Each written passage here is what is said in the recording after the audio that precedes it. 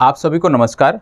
आज का जो हमारा मुद्दा है, थंबनेल से आप देखकर वीडियो पर आए हैं तो आपको स्पष्ट हो गया होगा कि आज की जो हमारी चर्चा है वो मुख्य परीक्षा उत्तर लेखन पर होने वाली है। मुख्य परीक्षा उत्तर लेखन की जब हम बात करते हैं राज्यों के संदर्भ में यदि हम देखते हैं तो वहाँ पे अलग रणनीति अपनाई जाती है। जब हम यूपीएससी के संदर्भ में देखते हैं तो वहाँ पर कुछ अलग रणनीति होती है।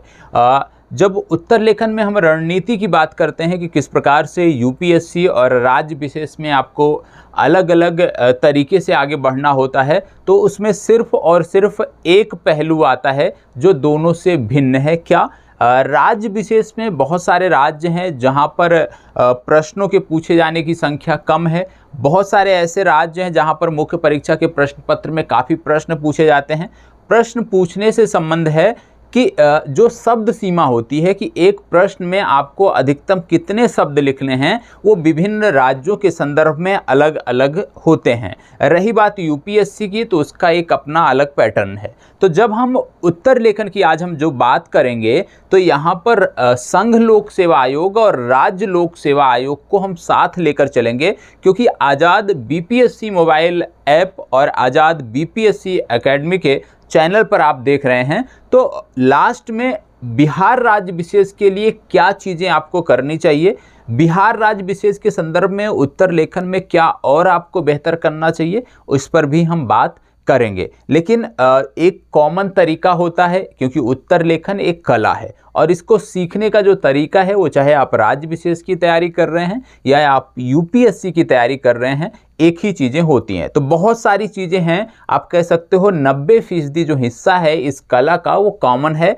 वो आपको सीखना ही पड़ता है। फिर आप जब किसी राज्य विशेष की तैयारी करते हो तो उस परीक्षा की मांग के अनुसार आपको कुछ बदलाव अपने उत्तर लेखन में करने होते हैं, विशेष रूप से शब्द सीमा को लेकर, विशेष रूप से टाइम मैनेजमेंट को लेकर। तो सबसे पहली बात, आज हम बात करने वाले हैं उत्तर लेखन की। अभी हम जो चर्चा शुरू कर रहे हैं यहाँ पर हम किसी राज्य विशेष को लेकर नहीं चल रहे हैं, यहाँ पर हम यूपीएससी को लेकर नहीं चल रहे हैं। यहाँ पे सिर्फ और सिर्फ हम बात कर रहे हैं उत्तर लेखन की, जो आप इंटरमीडिएट से लेकर आज तक करते आए हो। स्नातक में भी आपने उत्तर लेखन किया होगा, हाई स्कूल में भी आपने उत्तर लेखन किया होगा, इंटरमीडिएट में भी आपने उत्तर लेखन किया होगा। तो आज हम उत्तर लेखन पे सबसे पहले अपनी बात शुरू करेंगे और उत्तर लेखन से शुरुआत कर यूपीएससी और विभिन्न राज्य विशेष कि मुख्य परीक्षा में कैसे उत्तर लेखन किया जाए उसकी चर्चा हम करेंगे।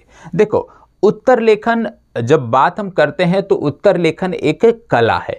उत्तर लेखन एक कला है और एक ऐसी कला है जो आपको एक दिन में नहीं आ सकती, क्योंकि कोई भी कला होती है, कोई भी कला है, चाहे संगीत कला है, नाट्य कला है, ठीक है, कोई भी कला है, तो उसको बेहतर करने के लिए, उनमें अपने आप को पारंगत बनाने के लिए एक अहम कड़ी होती है, एक बिंदु होता है जिस पर आपको ध्यान देने की ज़रूरत होती है। वो क्या है? वो है प्रैक्टिस, अभ्यास। तो उत्तर लेखन भी उसी प्रकार की, जिस प्रकार की विभिन्न कलाएं हैं, उसी प्रकार से उत्तर लेखन भी एक कला है। और इस उत्तर लेखन की कला में आपको पारंगत होने के लिए सिर्फ और सिर्फ एक बिंदु पर आपको ध्यान देने की ज़रूरत है, वह है अभ्यास। ज़्यादा से ज़्यादा प्रैक्टिस, ज़्यादा से ज़्यादा अभ्यास। जब आप अभ्यास करोगे, जब आप प्रैक्टिस करोगे, तो आपकी चीज़ें निखर कर सामने आएंगी और आप उस कला में, जैसे उत्तर लेखन की बात कर रहे हैं, तो उत्तर लेखन की कला में आप अपने आप को बेहतर बना सकते हो। अब बात आती है कि उत्तर लेखन की जब हम बात करते हैं तो उत्तर लेखन के कुछ फ़ायदे भी हैं। उत्तर लेखन के कुछ फ़ायदे भी हैं, जैसे एक सामान्य छात्र है वो सिर्फ पढ़ ही रहा है, ठीक है, उदाहरण के रूप में एक सामान्य छात्र है वो सिर्फ पढ़ रहा है पुस्तकों को, और एक विलक्षण प्रतिभा का धनी छात्र है वो पढ़ने के साथ साथ उसको समझकर उसको अपने शब्दों में लिखने का भी प्रयास कर रहा है। तो यहाँ पे यदि हम देखें तो जो साथ साथ समझकर लिखने का प्रयास कर रहा है वो बेहतर स्थिति में है। अब बात आती है कि उत्तर लेखन की जो एक कला है, इसको हमें क्यों सीखना चाहिए, इसके क्या फ़ायदे हैं। सबसे पहली बात, यदि आप राज्य विशेष की मतलब लोक सेवा आयोग की तैयारी कर रहे हैं, चाहे वो राज्य लोक सेवा आयोग हो या संघ लोक सेवा आयोग, तो वहाँ पे आपको मुख्य परीक्षा में अच्छे अंक दिलाने में ये कला आपको मदद करती है। दूसरी बात यदि हम देखें तो जब आप किसी विषय पर लिखते हो, प्रतिदिन लिखते हो, तो दिमाग में जो विचारों का उपापोह होता है वो समाप्त होता है, वो कम होता है। ठीक है, इसके साथ साथ जब आप लिखने की प्रैक्टिस करते हो, जब आप उत्तर लेखन करते हो, तो आपको देखने को मिलता है कि जो आपके विचार हैं वो कलम के सहारे, मस्तिष्क के माध्यम से कलम के सहारे कागज पर उतरते हैं। और शुरुआती में दिनों में यदि आप देखते हो, प्रारंभ के दिनों में यदि आप देखोगे, तो आपको देखने को मिलेगा कि दिमाग में कुछ अलग चीज़ें चल रही होती हैं और कापी पे जब आप उतारते हो तो कुछ अलग चीज़ें, मतलब दोनों में भिन्नता देखने को मिलती है, मतभेद देखने को मिलता है। और जब आप रेगुलर उत्तर लेखन करते हो तो आपके जो मस्तिष्क, कहने का मतलब जो विचार और लेखनी में जो मतभेद होता है ना, वो समाप्त होता जाता है और ये जो कौशल है ये आपका निखरता जाता है। दूसरी बात कि जब आप उत्तर लेखन करते हो तो आपके सोचने समझने की जो क्षमता है उसका विकास होता है, और सोचने समझने की क्षमता का विकास होने से बहुत सारे बिंदु आपके, और भी कह सकते हो आपके बहुत सारे बिंदु और दिमाग में आते हैं, मस्तिष्क में आते हैं, और उससे आपका जो उत्तर होता है और भी उत्कृष्ट होता है। इसके साथ साथ जब आप उत्तर लेखन करते हो तो आपकी स्पीड भी बढ़ती है, और जब आप राज्य लोक सेवा आयोग की तैयारी कर रहे हो या संघ लोक सेवा आयोग की तैयारी कर रहे हो तो स्पीड एक महत्वपूर्ण पहलू है जिस पर आपको ध्यान देने की जरूरत होती है। तो उत्तर लेखन से जहाँ जो हमारे ख्याल है, जो हमारे विचार है, जो हमारी सोच है, जो उसमें उपापोह की स्थिति होती है वो समाप्त होती है।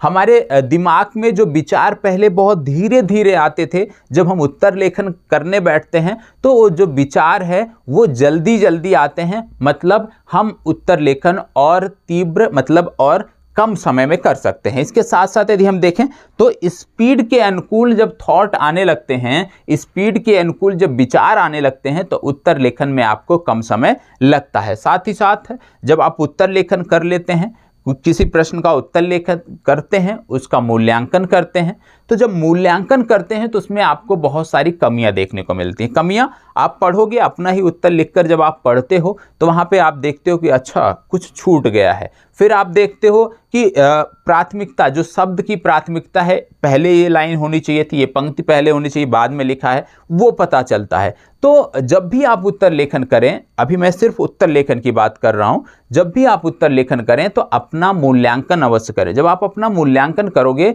तो बहुत सारी कमियां ऐसी हैं जिनको आप आसानी से दूर कर सकते हो। इसके साथ साथ आप देखोगे कि यदि कोई टॉपिक है, मान लीजिए अब मैं राज्य लोक सेवा आयोग और संघ लोक सेवा आयोग की तरफ धीरे धीरे बढ़ रहा हूं। मान लीजिए आप राज्य लोक सेवा आयोग या संघ लोक सेवा आयोग की तैयारी कर रहे हो और आपने किसी भी, जैसे पेपर 1 मान लीजिए हम बीपीएससी की बात करें, पेपर 1 है, इसमें मुख्य रूप से मैक्सिमम आपके 30 से 40 टॉपिक हैं, ठीक है। और आपने क्या किया, क्योंकि उत्तर लेखन की कला आपको आती थी, आपने क्या किया कि इन टॉपिक से कम 15 से 20 ऐसे टॉपिक का, ऐसे मुद्दों का चुनाव किया जो महत्वपूर्ण आपको लग रहे हैं, और उस पर आपने उत्तर लेखन कर लिया, ठीक है। आपने उस पर 1-1, 2-2 उत्तर लिख लिया।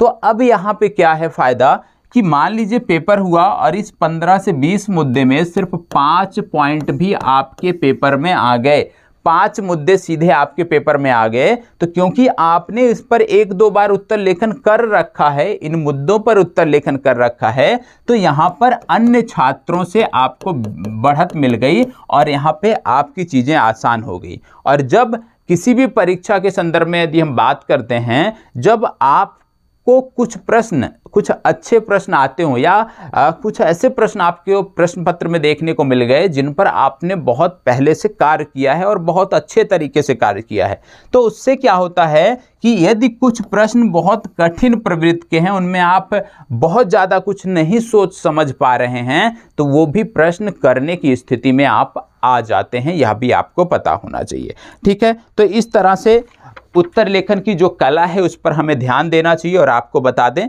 कि प्रत्येक छात्र को उत्तर लेखन अवश्य करना चाहिए। प्रतिदिन एक उत्तर आपको अवश्य करना चाहिए यदि आप संघ लोक सेवा आयोग या राज्य लोक सेवा आयोग की तैयारी कर रहे हैं। जरूरी नहीं है कि अभी आप, जैसे बहुत सारे छात्र बोलते हैं अभी मैं बीए फर्स्ट ईयर में हूं, अभी मैं बीए सेकेंड ईयर में हूं, अभी मैं बीए फाइनल में हूं, तो हमें क्या करना चाहिए या नहीं करना चाहिए। तो आपको बता दें, आप किसी भी, चाहे आप फर्स्ट ईयर में हैं, सेकेंड ईयर में हैं, किसी भी चरण में हैं, आपको उत्तर लेखन अवश्य करना चाहिए। अब हम बात कर लेते हैं कुछ अन्य चीज़ों की, जैसे कि अब यहाँ से थोड़ी सी और ध्यान से समझने की आपको ज़रूरत है।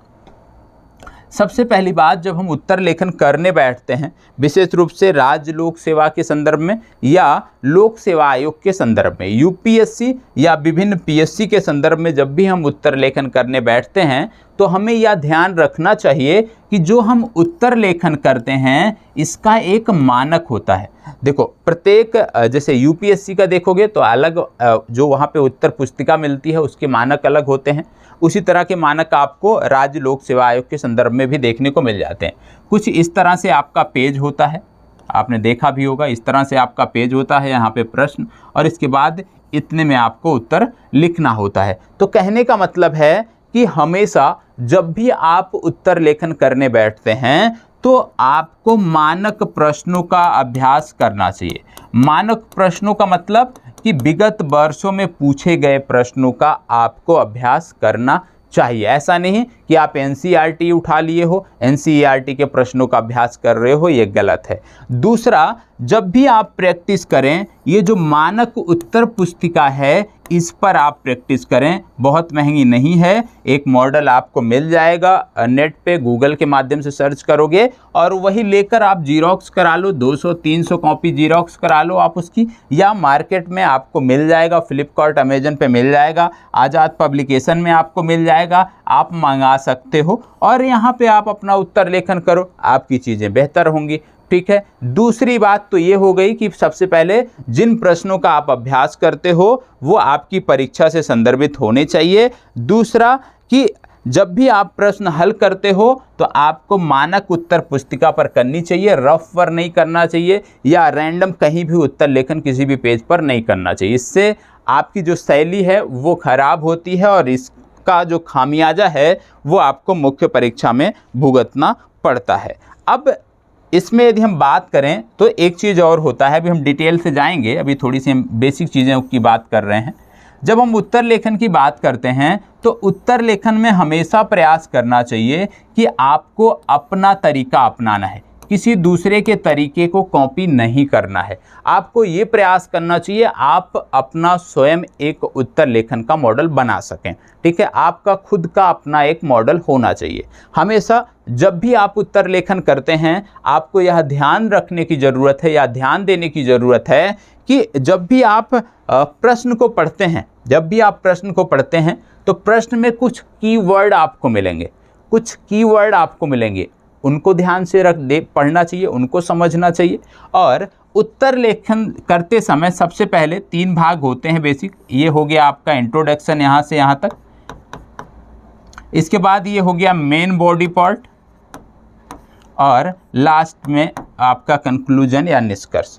अब इसमें आप देखोगे तो इंट्रोडक्शन हमेशा 2 पंक्ति से 3 पंक्ति तक ही सीमित रखना चाहिए किसी भी प्रश्न का हो। और इंट्रोडक्शन के बाद जब आप उत्तर के मेन बॉडी में आते हो, मतलब जिस दिशा में आपका प्रश्न बना है वो टॉपिक, यहाँ पे सब हेडिंग आपकी पढ़नी चाहिए। सब हेडिंग जब आपकी पढ़ जाती है, ठीक है, सब हेडिंग पढ़ने के बाद आपको यहाँ पे ध्यान रखना होता है कि अब यहाँ पे सब हेडिंग आपने डाल दिया, अब इसको 1 यहाँ बाहर आप डाल सकते हो, पहला बिंदु, दूसरा पॉइंट इसका। और इसके बाद यदि आपको किसी में पॉइंट में सब पॉइंट भी डालने हो तो ये क्रम होता है कि आपने दूसरे पॉइंट के अंतर्गत सब पॉइंट डालना है, तो 2.1, 2.2 इस तरह से सब पॉइंट आप लिखें। सब हेडिंग, अब देखो क्योंकि ज़्यादातर जो प्रश्न होते हैं वो 2 भागों में बांटकर आपको लिखना होता है, ज़्यादातर प्रश्न को 2 भागों में बांटकर लिखना होता है। तो यहाँ पे पहला भाग हो गया सब हेडिंग फर्स्ट के अंतर्गत। दूसरा फिर सब हेडिंग आप डालोगे हेडिंग, सब हेडिंग दूसरी जो है, अब उसके अंतर्गत 1 2 3 के माध्यम से लिख दो या चार्ट या डायग्राम के माध्यम से आप लिख दो। ये तो प्रश्न की प्रवृत्ति के ऊपर निर्भर करता है कि किस तरह का प्रश्न है, ठीक है। तो जरूरी नहीं है कि जब आप उत्तर लेखन करते हो तो शब्दों के माध्यम से ही करो, चार्ट डायग्राम के माध्यम से भी कर सकते हो और बेहतर उत्तर उसको कहा जाता है। प्रयास आपको ये करना चाहिए कि जिन शब्दों का आप अपनी कॉपी में प्रयोग कर रहे हो वो अच्छे हों शब्द, मतलब इस प्रकार के जनरल शब्द ना हो, कुछ बेहतर शब्दों को आप जैसे हिंदी समाचार पत्र पढ़ते हो वहाँ मिलते हो, नोट कर लीजिए, कुछ एक डिक्शनरी बना लीजिए शब्दों की और उस पर आपको ध्यान रखने की ज़रूरत, ठीक है। तो इस तरह से भी आपको प्रयास करने की ज़रूरत होती है।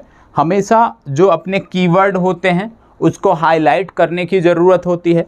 हाईलाइट करने की ज़रूरत क्यों होती है? हाईलाइट करने की ज़रूरत इसलिए होती है क्योंकि जो एग्जामिनर है वो कभी भी आपकी पूरी उत्तर पुस्तिका को पढ़ने वाला नहीं है। यदि आप उसकी सुविधा के लिए जो प्रश्न की मांग है उसको यदि आप हाईलाइट कर देते हैं तो उसको भी आसानी होती है कि आपके पूरे उत्तर में उसको भटकना नहीं पड़ता है। जो पॉइंट हैं जिन पर आपको लिखना है उन्हीं पॉइंट पर आपने अपना उत्तर लिखा है तो उनको हाईलाइट अवश्य करें, जिससे एग्जामिनर त्वरित रूप से उसको देख सके और उस आधार पे आपकी मार्किंग कर सके। नहीं तो क्या होता है, आपने बहुत अच्छा लिखा है 2 पेज 3 पेज, तो जनरल मार्किंग करते हुए वो आगे बढ़ जाते हैं। तो अपने उत्तर को अन्य लोगों से अलग दिखाना है तो थोड़ी सी आपको मेहनत करने की ज़रूरत है, थोड़ा सा अलग आपको प्रयास करने की ज़रूरत है। अब आइए एक एक करके हम समझते हैं, एक एक करके चीज़ों को हम देखते हैं। देखो, अभी तक जो मैंने उत्तर लेखन किया है, मैं अपनी बात कर लूँ यूपीएससी के संदर्भ में, ठीक है, 2 बार हम लोगों ने मुख्य परीक्षा क्वालिफाई किया है। तो उत्तर लेखन में जितनी चीज़ें हमने सीखी हैं वही आपको बताना है, जिनको हमने फॉलो किया है, जिनका हमने अनुसरण किया है, जिसके माध्यम से हम कुछ बेहतर कर पाए हैं अभी तक के अपने लाइफ में यूपीएससी के संदर्भ में, वो चीज़ें आप तक शेयर कर रहा हूँ। देखो, नॉलेज तो सबके पास होता है, नॉलेज सबके पास होता है, लेकिन जब आप राज्य विशेष की बात करते हो, यूपीएससी की बात करते हो, तो उस नॉलेज को कॉपी पे लिखना, कॉपी पे उतारना, पेन के सहारे से कॉपी पे उतारना, ये बहुत बड़ी बात होती है। नॉलेज बहुत होता है लोगों के पास, लेकिन वो अपने शब्दों को जो है बयान नहीं कर पाते हैं अपने नोटबुक में, अपनी उत्तर पुस्तिका में, और मुख्य परीक्षा क्वालिफाई करने से वंचित रह जाते हैं। मैं अपना एक किस्सा सुनाता हूँ। ALS से हम लोग तैयारी किए थे, ALS संस्था का नाम था, जहाँ से हम लोगों ने दिल्ली में तैयारी किया था। हमारे संस्थान के ज़्यादातर जो अध्यापक हैं लगभग आप कह सकते हो यहीं से जुड़े रहे हैं, ALS के ही सभी स्टूडेंट रहे हैं। तो ALS में क्या है, उत्तर लेखन होता था, और उत्तर लेखन के संदर्भ में मैं कुछ चीज़ें आपको बता दी। बहुत सारे लोग आज शायद इस वीडियो को देखें और इस तरह का प्रतिज्ञा कर लें कि हम डेली अब करेंगे, उत्तर लेखन करेंगे, ठीक है। बहुत सारे लोग जोश में आके कुछ अच्छा सोच लेंगे कि हम डेली 2 आंसर लिखेंगे, 3 आंसर लिखेंगे, लेकिन ये जो चीज़ें होती हैं बहुत करीब से हमने देखा है कि पहले दिन मान लीजिए 100 छात्र हैं तो 1 हफ्ते तक इनमें से 80 के 80 उत्तर लेखन करते हैं। दूसरे सप्ताह में ये संख्या 60 हो जाती है। तीसरे सप्ताह, चौथे सप्ताह आते आते ये संख्या 30 की हो जाती है, जो लोग रेगुलर बने रहते हैं उत्तर लेखन में। और फिर यदि 6 माह बाद देखो तो ये संख्या गिरकर 5 से 10 रह जाती है। मतलब ये जो यहाँ पे आप देख रहे हो ग्राफ गिर रहा है, कहने का मतलब है कि ये जो जोश आपने बरकरार रखा था पहले सप्ताह, लास्ट तक कितने लोग बरकरार रख पाए? 5 से 10। अब इन्हीं 5 से 10 में से ही कुछ लोग जो है मुख्य परीक्षा क्वालिफाई कर पाते हैं। बाकी सारे लोग क्या हैं, भीड़ का हिस्सा हैं। इनमें से कुछ लोगों का उत्तर लेखन हो नहीं रहा होगा अच्छे से, कुछ लोगों को स्पीड की समस्या आ रही होगी, कुछ लोगों को भाषा पे उतनी अच्छी पकड़ नहीं होगी, तो इनका मन नहीं किया। इन्होंने बोला प्रारंभिक परीक्षा क्वालिफाई होगी तब हम मुख्य परीक्षा पर फोकस करेंगे, और ऐसा कभी नहीं सोचना चाहिए, क्योंकि उत्तर लेखन 1 महीने में, 15 दिन में, 20 दिन में नहीं आने वाला है, ठीक है। तो ऐसे लोग क्या है, सिर्फ भीड़ का हिस्सा रह जाते हैं, सिर्फ और सिर्फ अपनी एक गलती की वजह से। जो इन समस्याओं को जूझता हुआ, अपने आप को परिवर्तित करता हुआ यहाँ तक पहुँचता है, वही जाकर इसके काबिल बनता है, वही लोग जाकर मुख्य परीक्षा क्वालिफाई कर पाते हैं। तो कहने का मतलब है कि मैं सिर्फ इतना कहूँगा कि जो लोग जुड़ें वो लास्ट तक जुड़े रहें, कम से कम आपको ये काम कम से कम बीपीएससी के संदर्भ में यदि हम देखें तो लगातार 4 महीने मेरे साथ करना है जब तक आपका एग्जाम नहीं होता। यदि आप अभी शुरुआत कर रहे हैं तो लगातार आज से लेकर लगातार जब तक आपके जीवन में यूपीएससी या बीपीएससी से संबंध बना हुआ है तब तक उत्तर लेखन आपको करना है, क्योंकि उत्तर लेखन के बिना आप पीसीएस या आईएएस की परीक्षा क्वालिफाई नहीं कर पाते हैं। मैं अपना वाकया बताता हूँ, एएलएस से मैं संदर्भित था। एएलएस में हमारे बहुत सारे मित्र थे जिनके पास नॉलेज बहुत अच्छा था, मेरे से कई गुना ज़्यादा नॉलेज उनके पास होता था। ठीक है, बहुत सारे लोग थे दिल्ली यूनिवर्सिटी से पढ़ रहे थे, उनके पास भी नॉलेज की कमी नहीं रहती थी, लेकिन जब उत्तर लेखन की बात आती थी तो वो आपस में ही मजाक उड़ाते थे कि भाई तुम कर रहे हो, तुमको 1 साल में ही सिलेक्शन लेना है, हम तो 5 वर्ष की योजना बना कर आए। इस तरह से जो है मजाक उड़ाते थे चीज़ों को। और बहुत सारे ऐसे भी लोग थे जिनका ये मानना था कि हम लोग जो हैं 1 महीने में कर लेंगे, 2 महीने में कर लेंगे, उत्तर लेखन कुछ नहीं होता, नॉलेज ही सब कुछ होता है। लेकिन कई बार वहाँ पे क्या है कि टेस्ट होते थे, कई बार आंसर राइटिंग प्रैक्टिस कराई जाती थी। एक बार एस्से का एक कंपटीशन हुआ था, निबंध लेखन का एक कंपटीशन हुआ था, और इसमें कई सारे छात्र थे जिन्होंने प्रतिभाग किया था और बहुत अच्छे अच्छे छात्र थे। इनमें से कई सारे ऐसे थे जो विभिन्न समाचार पत्रों में उस समय 2015 के पहले से ही विभिन्न समाचार पत्रों में उनके आर्टिकल आते थे।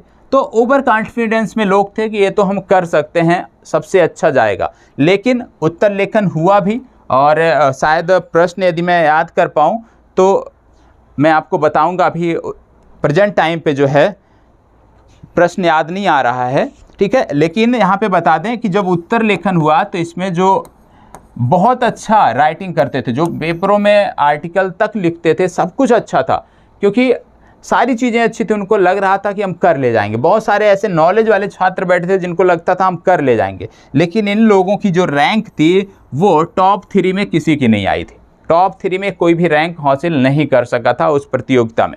तो कहने का मतलब है कि जब उत्तर लेखन की बात आती है तो उत्तर लेखन एक कला है, रेगुलर आपको जुड़ना पड़ेगा। नॉलेज भले ही आपके पास कम है, लेकिन यदि यह कला आपके पास है तो आप मुख्य परीक्षा को आसानी से क्वालिफाई कर सकते हो और उन लोगों को पीछे छोड़ सकते हो जिनको आपसे कई गुना ज़्यादा नॉलेज है। और इस प्रतियोगिता में भी यही हुआ था। मेरी इसमें जो है फर्स्ट रैंक इसमें आई थी मेरी, और उसी के बाद से बहुत सारे ऐसे लोग थे जो नहीं जानते थे, जो बाई फेस नहीं जानते थे, वो बाई फेस भी पहचानना शुरू किए। तो इससे एक अलग पहचान भी संस्थान में मिली थी। तो कहने का मतलब है कि आपको ये नहीं परेशान होना है कि हमारे पास नॉलेज नहीं है, क्योंकि आज जो मैं बताने जा रहा हूँ यदि आप इसको हूबहू फॉलो करते हो तो निश्चित रूप से आपको उत्तर लेखन की ये कला जो है अगले 6 महीनों में आप इसमें पारंगत हो जाओगे और बहुत अच्छे अच्छे लोगों की श्रेणी में आपका जो उत्तर है वो दर्ज किया जाएगा। अब उत्तर लेखन की जो कला है, मेरे संदर्भ में इसके 3 चरण मैंने बनाए, 3 चरण बनाए हैं और इन्हीं 3 चरण पर आपको आगे बढ़ना है। अब पहली बात आती है पहले चरण की, और ये जो पहला चरण है ये प्रारंभिक है, आप कह सकते हो यहाँ पे 0 से शुरुआत होती है। तो जो ये पहला चरण है आपका, ये बहुत ही महत्वपूर्ण है, इसको ध्यान से समझने की ज़रूरत है। जो पहले चरण में अपनी नियमितता को बरकरार रखता है, जो पहले चरण में नियमित रहता है, पहले चरण को पास कर जाता है, निश्चित रूप से उसकी जो उत्तर लेखन की कला है वो बहुत ही बेहतर हो जाती है। अब पहला चरण क्या है कि आप जानते होगी कि पहला चरण जब हम उत्तर लेखन की बात करते हैं तो लोग बोलते हैं नॉलेज होना चाहिए, पहली बात तो सब जिस बारे में हम बात कर रहे हैं, स्पीड होनी चाहिए, ठीक है, फैक्ट होने चाहिए। अभी हम पहले चरण में हमें कुछ भी नहीं चाहिए, हमारे पास नॉलेज नहीं है, 0 है, कोई बात नहीं, हमारे पास फैक्ट 0 है, कोई बात नहीं, हमारे पास टाइम फ्रेम का जो है हम उसमें काम नहीं कर पाते, स्पीड बहुत स्लो है, कोई बात नहीं, क्योंकि जो हमारा पहला चरण है, पहले चरण में जो हम बात करते हैं ये सिर्फ और सिर्फ 0 से शुरुआत के लिए है। सबसे पहले इसमें आपको क्या करना चाहिए, इसमें आपको अभ्यास करना है। और अभ्यास कैसे करना है, सबसे पहले कोई भी एक प्रश्न उठाना है,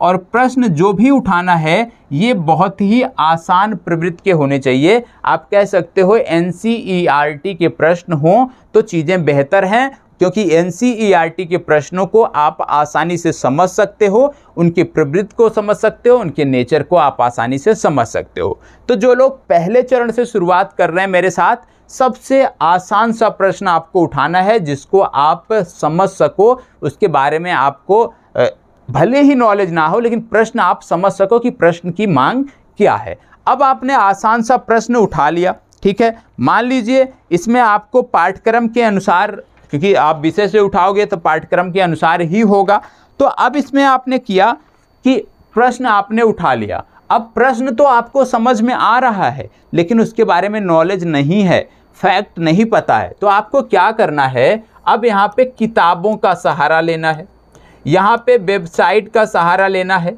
यहाँ पे मोबाइल का सहारा लेना है और जिस संदर्भ में यह प्रश्न है उससे जुड़ा हुआ जो फैक्ट है वो कलेक्ट करना है। चाहे आप पुस्तकों से करिए, ऑनलाइन माध्यम से करिए, किसी भी प्रकार से करिए, लेकिन इससे संदर्भित फैक्ट जो है अब आपको कलेक्ट करने हैं। मान लीजिए अब आपने इससे संबंधित समस्त फैक्ट को कलेक्ट कर लिया है, ठीक है, समस्त फैक्ट को आपने कलेक्ट कर लिया है। अब आपको क्या करना चाहिए, क्योंकि जब आप फैक्ट कलेक्ट किए होंगे तो उसकी प्राथमिकता तो ऐसा नहीं होगा कि जिस प्रकार से प्रश्न में पूछा गया है उसी प्राथमिकता में हो, तो अब आपको फिर से एक बार इस प्रश्न को पढ़ना है, ठीक है। सारा फैक्ट इकट्ठा कर लिया, अब फिर से इस प्रश्न को पढ़ना है और इस प्रश्न को पढ़ने के बाद आपको पॉइंट वाइज किस प्रकार से लिखना है, पॉइंट वाइज लिखना है या ग्राफ के माध्यम से दर्शाना है या पैरा वाइज लिखना है आपका उत्तर, ये आपको डिसाइड करना है। और ये आपको कब पता चलेगा, जब आप प्रश्न पढ़ोगे, तो प्रश्न पढ़ने के बाद आपको उसका नेचर पता चल जाएगा कि इस प्रश्न को हम पैरा वाइज लिख सकते हैं, ग्राफ के माध्यम से दर्शा सकते हैं या पॉइंट वाइज लिख सकते हैं। पता चल गया। अब फैक्ट आपके पास हो गए, आपने ये डिसाइड कर लिया कि अब इस उत्तर को हमें किस प्रकार से लिखना है। मान लीजिए आपने डिसाइड किया कि इसको ग्राफ जो है पैरा के माध्यम से हमें लिखना है और इसको पूरा जो प्रश्न है हमारा, इसको दो भागों में विभाजित किया जा सकता है। तो आपने दो भाग में प्रश्न को विभाजित किया, ठीक है, कि प्रश्न को दो भागों में विभाजित करके हमें लिखना है, सारा फैक्ट हमारे पास है। अब आपको क्या करना है कि ये जो पार्ट 1 है, पार्ट 1 में क्या क्या चीज़ें आपको पार्ट 1 में लिखनी है। अब जिन चीज़ों के बारे में पार्ट 1 में लिखना है, क्योंकि प्रश्न आपको समझ में आ रहा है, मैंने बोला आसान प्रवृत्ति का प्रश्न है, तो पार्ट 1 में जिन चीज़ों को लिखना है, जो आपने नकल मारकर, रट्टा मारकर फैक्ट इकट्ठा किया है, उन फैक्ट से क्या चीज़ें आप पार्ट 1 में लिखोगे, उसका एक क्रम निश्चित कर लीजिए कि कहाँ से शुरुआत करनी है और कहाँ पर पार्ट 1 को समाप्त करना है। इसी प्रकार से पार्ट 2 के लिए भी आपको काम करना है कि पार्ट 2 में क्या क्या चीज़ें लिखनी है और उनका क्रम क्या होना चाहिए, उनकी प्राथमिकता क्या होना चाहिए, उसको आप तय कर कर लिख लीजिए, बता दीजिए कि इस प्रकार से आपको लिखना है। अब आपने सब कुछ कर लिया, आपने यह भी डिवाइड कर लिया कि पैरा में लिखना है इसको, आपने यह भी डिवाइड कर लिया कि इसको कितने भाग में डिवाइड करके लिखना है, आपने उत्तर की प्राथमिकता भी तय कर ली कि किस प्रकार से आपको फैक्ट अपने उत्तर में डालने हैं। अब आपको क्या करना है, एक बार फिर से प्रश्न पढ़ना है और पुनः इस उत्तर को अब लिख डालना है। अब क्योंकि सब कुछ आपके पास है तो आप आंसर लिख चुके हैं। अब जब आप आंसर लिख चुके हैं तो आप देखते हैं आंसर आपका कंप्लीट हो गया। अब आंसर जब कंप्लीट हुआ तो पुनः आपको इसको पढ़ना है, इसको बोलते हैं स्वमूल्यांकन। जब पुनः आप अपने उत्तर को एक बार पढ़ोगे तो आप देखोगे कि बहुत सारी कमियां आप स्वयं पकड़ लेते हो सकता है कहीं शब्दों में हेर फेर पकड़ ले, हो सकता है कहीं कुछ पंक्तियां पहले लिखनी रही हो बाद में लिख दिया हो, या बाद में लिखनी रही हो पहले लिख दिया हो, वो पकड़ में आ जाएगी। हो सकता है कुछ अतिरिक्त चीज़ें आपने इसमें लिख दी हो जो आपको नहीं लिखना था, या कुछ चीज़ें आपकी छूट गई हो जो इसमें लिखना था। तो बहुत सारी कमियां आपको पता चल गई, और जब आपको कमियां पता चल गई तो इन कमियों को चिन्हित कर पुनः एक उत्तर लिखना है और पुनः उसका स्वमूल्यांकन करना है। अब जब स्वमूल्यांकन आप दोबारा करोगे तो यहाँ पे आपको कमियां कम देखने को मिलेंगी, और जब आपकी कमियां कम देखने को मिलती हैं तो आप याद रखिएगा पहली बार के मूल्यांकन में जो कमियां आपने पकड़ी होंगी वो चीज़ें, वो फैक्ट आप कभी जीवन भर भूलने वाले नहीं हो, क्योंकि जब स्वयं से आप अपनी कमियां पकड़ते हो तो आप उसको कभी भूलते नहीं हो। अब आपका एक उत्तर यहाँ पे कंप्लीट हो गया है। याद रखिएगा इस प्रकार का, क्योंकि आप अभी 0 से शुरुआत कर रहे हो, तो इस प्रकार का एक आंसर लिखने में आपको 60 मिनट से 90 मिनट भी लग सकते हैं। 1 घंटे से 1.5 घंटे का भी समय लग सकता है, क्योंकि आपको सिर्फ प्रश्न समझ में आ रहा था, फैक्ट आपके पास नहीं था। इसके बाद और अन्य जो बेसिक चीज़ें हैं उसकी जानकारी आपके पास नहीं थी, तो इसमें समय लग सकता है। इस पे घबराने की ज़रूरत नहीं है।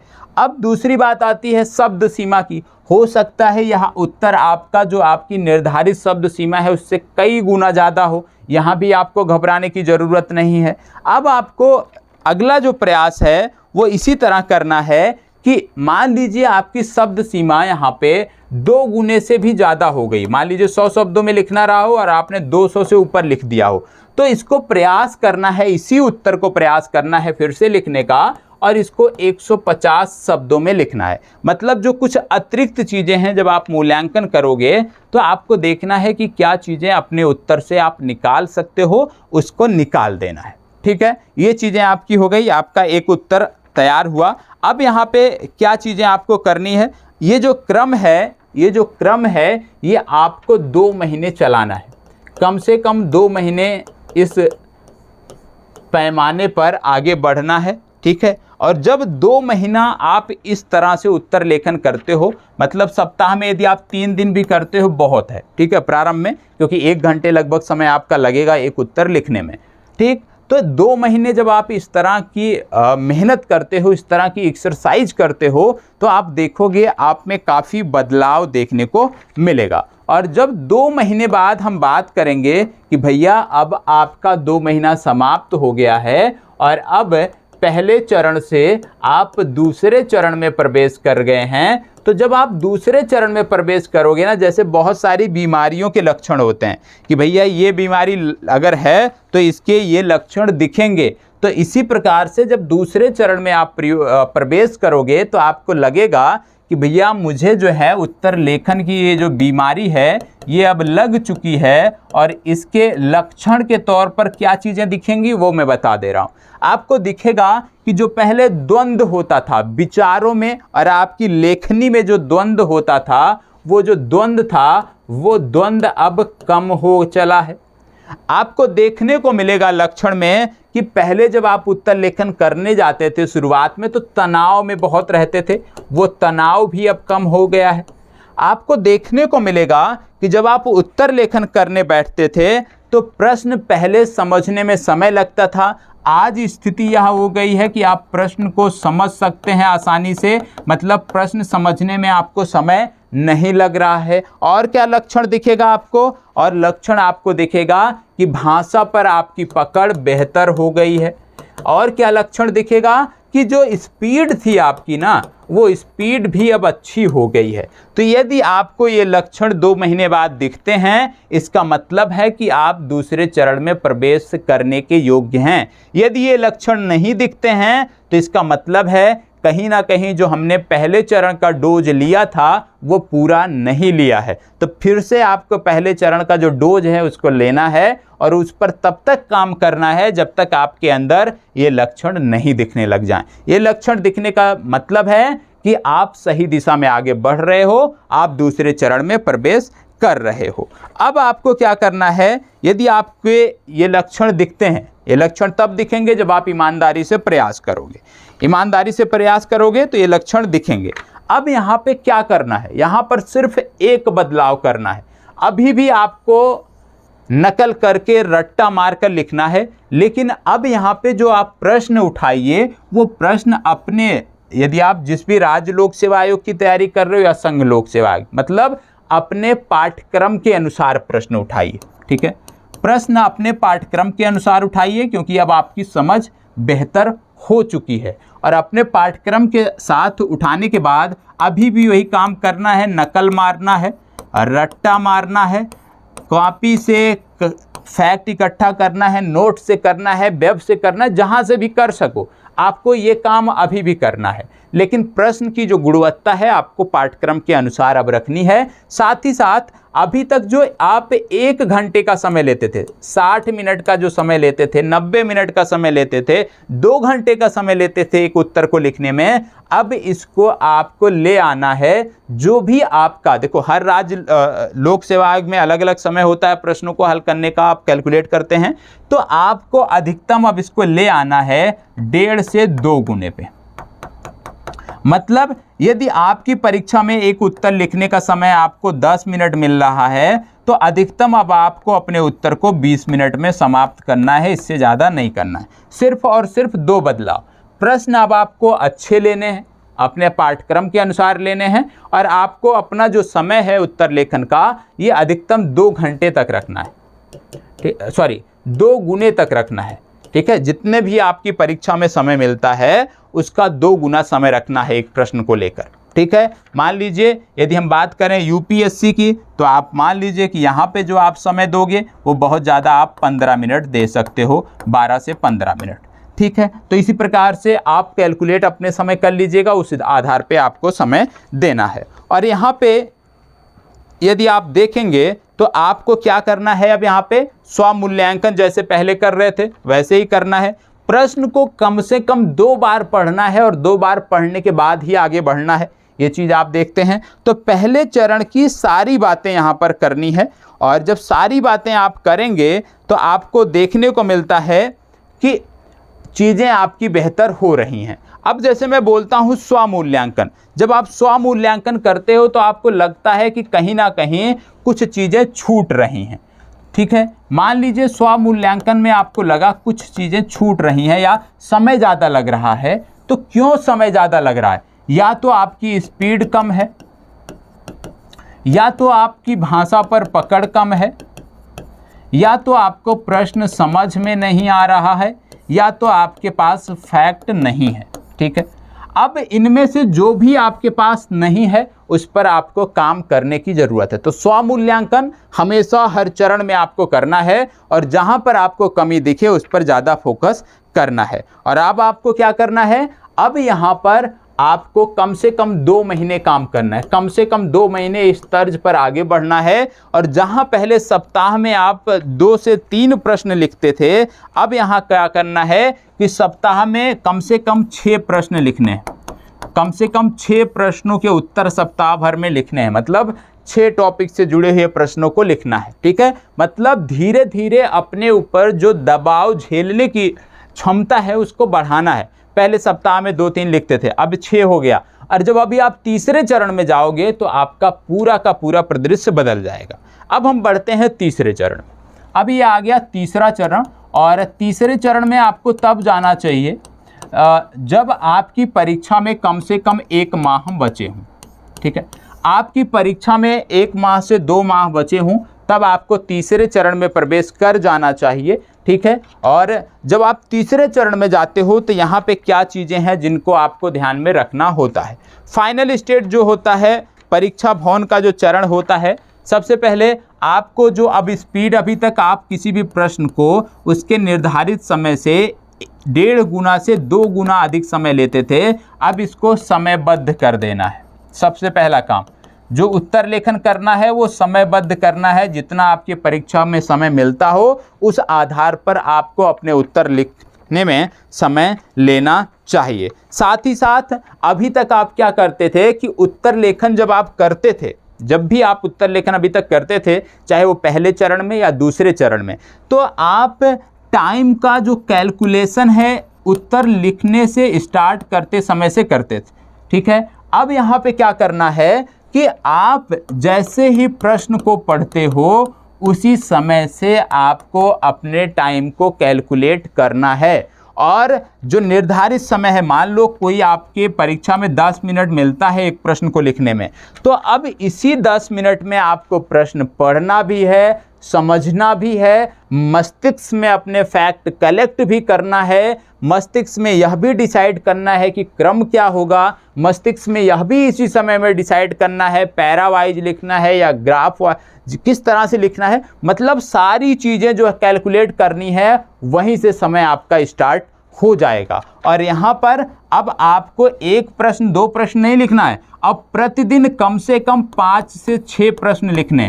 मतलब अब अपने आप पे दबाव बढ़ाना है, क्योंकि परीक्षा में ज़्यादा से ज़्यादा लिखना रहेगा, तो अभी पे अपने आप की दबाव झेलने की उस क्षमता को विकसित करना है और प्रत्येक दिन कम से कम 5 से 6 प्रश्न समयबद्ध तरीके से लिखना है। और उसका फ्रेम क्या होगा, किस प्रकार से उसको डिवाइड करना है, ये सब कुछ उसी निर्धारित समय के अंदर करना है। साथ ही साथ अभी तक जो नकल मारते थे आप, जो आप रट्टा मारते थे, ये सब खत्म हो गया। अब आपको कहीं से नकल नहीं करनी है, कहीं से रट्टा नहीं मारना है, कोई पुस्तक नहीं उलटनी है। और जो भी प्रश्न होंगे वो प्रयास करिए कि ज़्यादा से ज़्यादा विगत वर्षों के प्रश्न हो, ज़्यादा से ज़्यादा संभावित प्रश्न हो, और उन्हीं का अभ्यास करना है। ये तो थे 3 चरण। यदि इन 3 चरण पर आप काम करते हैं तो निश्चित रूप से आप सफल रहेंगे। अब बात आती है बीपीएससी के संदर्भ में। तो बीपीएससी के संदर्भ में जो चर्चा है, मैं कल उस पर बात करूंगा, क्योंकि कल से बीपीएससी के लिए मैं एक एक प्रश्न आपको हल कराऊंगा और किस प्रकार से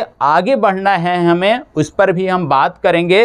तो आज की जो चर्चा है उसको हम यहीं पे समाप्त करते हैं। इसी प्रकार से उत्तराखंड की मुख्य परीक्षा है, उसके लिए भी हमें काम करना है, उसके लिए भी ये 3 चरण जरूरी हैं। इन 3 चरण को आप अक्षरशः पालन करिए, निश्चित रूप से आप मुख्य परीक्षा में सफल रहेंगे। और विभिन्न राज्य विशेष के अपने अलग अलग पैटर्न हैं, अपने अलग अलग अप्रोच होती है, तो उस पर हम काम करेंगे अलग अलग राज्य विशेष के चैनल पे। लेकिन ये जो अभी आपका ये जो 3 चरण मैंने बताया, ये कॉमन है। आप कहीं भी किसी भी राज्य विशेष की तैयारी कर रहे हो या संघ लोक सेवा आयोग की तैयारी कर रहे हो, ये कॉमन तरीका है, ठीक है। तो यदि कहीं पे किसी को कोई डाउट है तो आप कोई भी प्रश्न है आपके मन मस्तिष्क में, कमेंट बॉक्स में पूछ सकते हो। मेरी जितनी जानकारी थी, जिसको मैंने फॉलो किया था, वो मैंने आपको बताया।